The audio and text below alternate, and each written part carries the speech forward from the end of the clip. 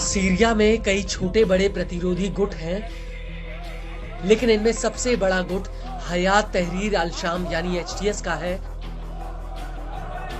और 8 दिसंबर 2024 को एचटीएस की अगुवाई में ही सीरिया में 50 सालों के बाद असद परिवार की सत्ता का अंत हो गया और यहीं से सीरिया के लोग एक नई आजादी के जश्न में डूब गए। लेकिन उस वक्त कई एक्सपर्ट्स ने ये चिंता जाहिर की थी कि सीरिया के दूसरे प्रतिरोधी गुटों के साथ एचटीएस का तालमेल बैठा पाना इतना आसान नहीं होगा, क्योंकि वैचारिक और अपने हितों के हिसाब से इन सभी गुटों के रास्ते अलग अलग हैं। और अब ऐसा लग रहा है कि इसकी शुरुआत हो चुकी है, वो इसलिए क्योंकि सीरिया के प्रतिरोधी गुट ने एचटीएस को लेकर एक बहुत बड़ा बयान दिया है। प्रतिरोधी गुट का कहना है कि एचटीएस के साथ सीरिया में गर्दन पर तलवार की नोक का वहाबी कानून आ गया है। सीरिया में सत्ता परिवर्तन के दौरान एचटीएस ने कई अपराधों को अंजाम दिया।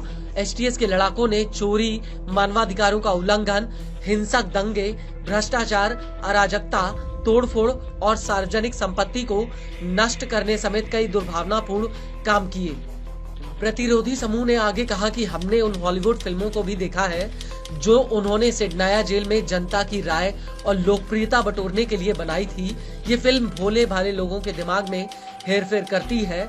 इसके अलावा उन्हें झूठा झांसा देकर इजरायली मीडिया घरानों और फारस की खाड़ी के कुछ चैनलों ने उनके झूठे सूचना अभियान में मदद की, जो इजराइल के हिरासत कैंपों में फिलिस्तीनियों की दुर्दशा और गाजा में चल रहे विनाश के युद्ध को भूल गए थे। प्रतिरोधी समूह ने एचटीएस को लेकर आगे ये भी कहा कि हमें पहले ही दिन से उम्मीद थी कि 12/8 के बाद सीरिया का भविष्य उसके लोगों के लिए अंधकारमय होगा और हमने कहा कि गर्दन पर तलवारों का वहाबी कानून आ गया है।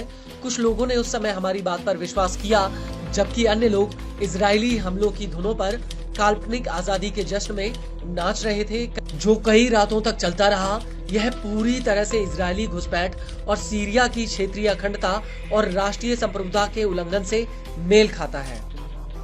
आपको बता दें कि एचटीएस को वार्निंग देते हुए प्रतिरोधी समूह का ये भी कहना है कि एचटीएस ने इजराइल के सीरिया पर हमलों को अनदेखा किया। और तो और दमिश्क के नए नवेले गवर्नर माहिर मारवान ने ये तक कह दिया कि सीरिया की नई सरकार को तेल अवीव के साथ कोई समस्या नहीं है। माहिर का ये बयान बिल्कुल तेल अवीव के आदेशों को प्राप्त करना और उन्हें सीरिया में लागू करने जैसा है।